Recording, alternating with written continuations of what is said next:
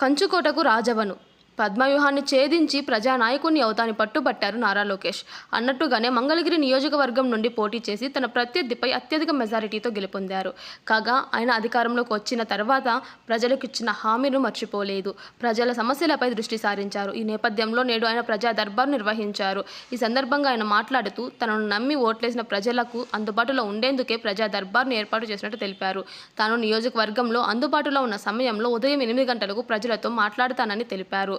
కాగా దీనికి సంబంధించిన యంత్రాంగాన్ని కూడా ఇప్పటికే ఆయన ఏర్పాటు చేసినట్లు పేర్కొన్నారు.